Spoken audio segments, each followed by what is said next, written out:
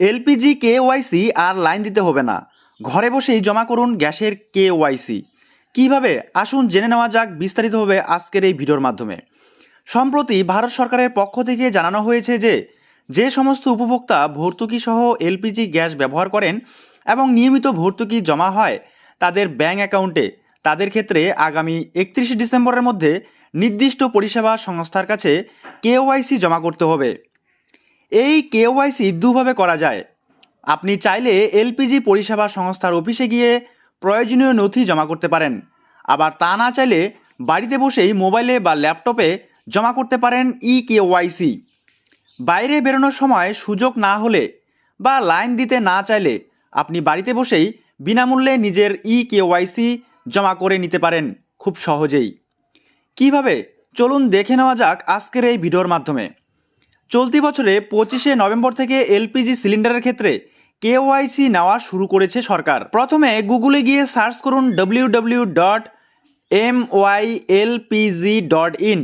তারপর ওয়েবসাইট খুললে তার ডান দিকে দেখতে পাবেন এলপিজি সাবস্ক্রিপশন আইডি 17 ডিজিট লেখার জায়গা রয়েছে, সেখানে আইডিটা লিখে সাবমিট অপশনে ক্লিক করুন। আইডি না জানলে কোন সংস্থার এলপিজি পরিষেবা পান সেটা উল্লেখ করে রেজিস্টার করতে হবে। নতুন ইউজার হলে সাইন ইন করুন, না হলে ইউজার আইডি আর পাসওয়ার্ড দিয়ে লগ ইন করতে হবে। লগ ইন করার পরে আপনা থেকেই আপনার গ্যাস কানেকশনের সব তথ্য দেখতে পাবেন স্ক্রিনে। এরপর ক্লিক করুন ট্র্যাক ইওর রিফিল অপশনে। এর ফলে আপনার এর আগে বুক করা সমস্ত অর্ডার এবং সাবসিডির হিস্ট্রি দেখতে পাবেন আপনি। এরপর স্ক্রিনের বাঁ দিকে দেখতে পাবেন আধার অথেন্টিকেশন অপশন।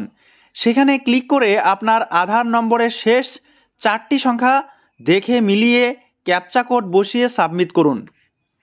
এরপর মোবাইল নম্বরে একটি ওটিপি আসবে, সেটা লিখেই অথেন্টিকেশন সম্পূর্ণ হবে। এরপর ফের একবার আধার অথেন্টিকেশন অপশনে ক্লিক করলেই আপনি দেখতে পাবেন আপনার কেওয়াইসি সম্পন্ন হয়েছে কিনা।